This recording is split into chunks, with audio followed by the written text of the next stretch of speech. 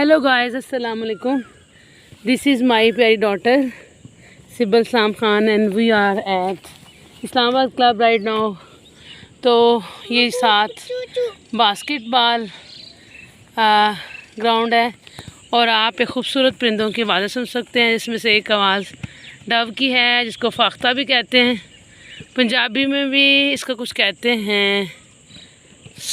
पंजाबी में क्या कहते हैं? कितनी खूबसूरत आवाज़ें आ रही हैं, आप ज़रा सुने।